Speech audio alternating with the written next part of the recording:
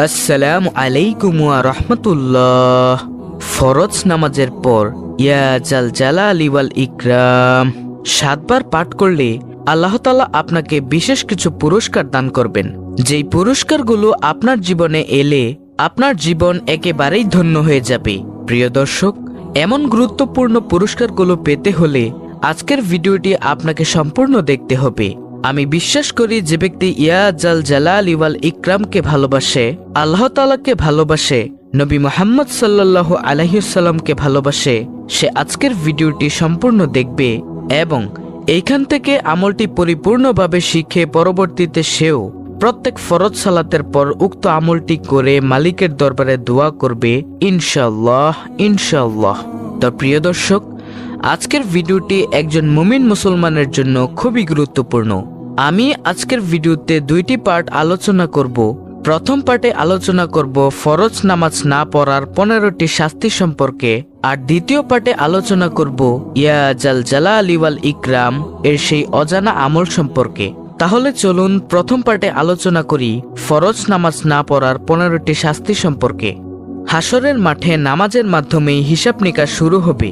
যার নামাজ সঠিক হবে তার অন্যান্য আমলও সঠিক বলে বিবেচিত হবে, আর যার নামাজ অসুন্দর হবে তার অন্যান্য আমলও অসুন্দর বলে গণ্য হবে।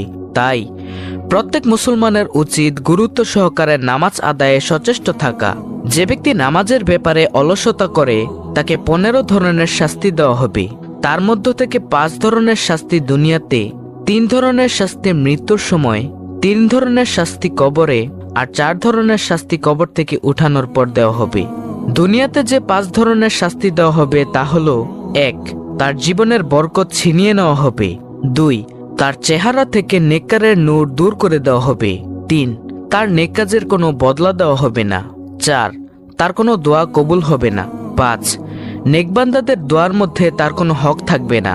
আর মৃত্যুর সময় যে 3 শাস্তি দেওয়া হবে তা হলো: 1.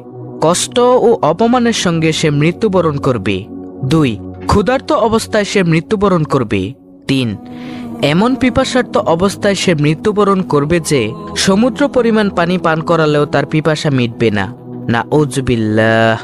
কবরের যে 3 ধরনের শাস্তি দেওয়া হবে সেগুলো হলো: 1. কবর তার জন্য খুব সংকীর্ণ হয়ে যাবে। এমন সংকীর্ণ হবে যে রাসূল সাল্লাল্লাহু আলাইহি ওয়াসাল্লাম বলেন, কবরের 2 পাশের মাটির চাপে এক পাশের বুকের হাড় আরেক পাশে ঢুকে যাবে। 2.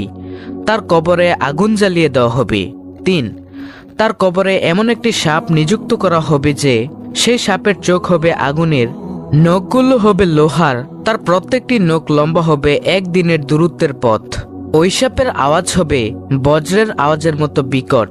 সাপ ওই বেনামাজিকে বলতে থাকবে, আমাকে আমার রব তোমার জন্য নিযুক্ত করেছেন যাতে ফরজ নামাজ নষ্ট করার কারণে তোমাকে আমি দংশন করি। ফজরের নামাজ নষ্ট করার কারণে সূর্যোদয় পর্যন্ত দংশন করতে থাকি, আর জোহরের নামাজ নষ্ট করার কারণে আসর পর্যন্ত দংশন করতে থাকি। আসরের নামাজ নষ্ট করার কারণে মাগরিব পর্যন্ত দংশন করতে থাকি, আর মাগরিবের নামাজ নষ্ট করার কারণে এশা পর্যন্ত, আর এশার নামাজ নষ্ট করার কারণে ফজর পর্যন্ত দংশন করতে থাকি। নাউজুবিল্লাহ। এই সাপ দংশন করার সঙ্গে সঙ্গে সে 70 হাত মাটির নিচে ঢুকে যাবে, উঠিয়ে তাকে আবার দংশন করতে থাকবে। এইভাবে কিয়ামত পর্যন্ত তাকে আযাব দিতে থাকবে। আল্লাহ তাআলা আমাদেরকে রক্ষা করুক, আমিন। কবর থেকে উঠানোর পর বেনামাজিকে যে 4 ধরনের আযাব দেওয়া হবে: 1. তার হিসাব খুব কঠিনভাবে নেওয়া হবে। 2. আল্লাহ তাআলা তার উপর অসন্তুষ্ট হয়ে থাকবেন। 3. তাকে জাহান্নামে দেওয়া হবে। আর 4. তার চেহারায় 3টি লাইন লেখা থাকবে। 1 নম্বর লাইন হলো, হে আল্লাহর হক নষ্টকারী। 2 নম্বর লাইন, হে আল্লাহর গোসায় পতিত ব্যক্তি। 3 নম্বর লাইন, তুমি দুনিয়াতে যেমন আল্লাহর হক নষ্ট করেছিলে তেমনি আজ আল্লাহর রহমত থেকে তুমি নৈরাশ। প্রিয় দর্শক, এইভাবে বেনামাজিকে 15 ধরনের শাস্তি দেওয়া হবে। আল্লাহ তাআলা আমাদের সবাইকে 5 ওয়াক্ত নামাজ যথাযথভাবে আদায় করার তৌফিক দান করুক। কেন আমরা নামাজ আদায় করব না? রাসূল সাল্লাল্লাহু আলাইহি ওয়াসাল্লাম হাদিসের মধ্যে কত সুন্দরভাবে বলেছেন।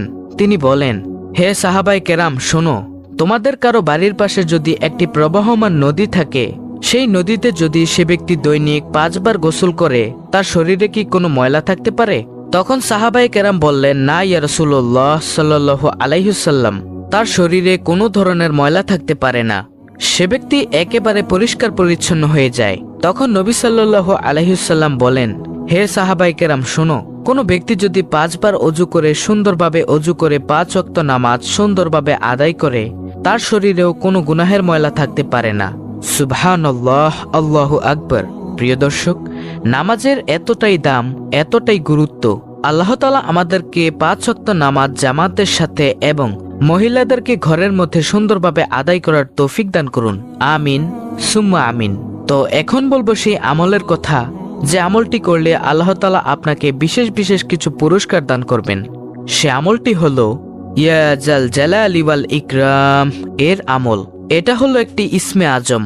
ইসমে আজম আল্লাহ তাআলার গুণবাচক নাম দিয়ে তৈরি। প্রিয় দর্শক, এই ইসমে আজমের অনেক অনেক দাম। রাসূল সাল্লাল্লাহু আলাইহি ওয়াসাল্লাম একদিন একটি পথ দিয়ে যাচ্ছেন, এমতো সময় দেখলেন এক ব্যক্তি ইয়া জাল জালালি ওয়াল ইকরাম দ্বারা আল্লাহর দরবারে দোয়া করছেন। তখন নবী সাল্লাল্লাহু আলাইহি ওয়াসাল্লাম বলেন, তোমার আজকে যা মনে চায় তাই তুমি আল্লাহর দরবারে চেয়ে নাও, কারণ ইয়া জাল জালালি ওয়াল ইকরাম এর বরকতে আল্লাহ তাআলা তোমার দোয়া আজকে কবুল করে নেবেন। সুবহানাল্লাহ, আল্লাহু আকবার। আমাদের সমাজ থেকে আজকে ইয়া জাল জালালি ওয়াল ইকরাম এর জিকিরটি হারিয়ে গিয়েছে, অথচ কত দামি একটি আমল।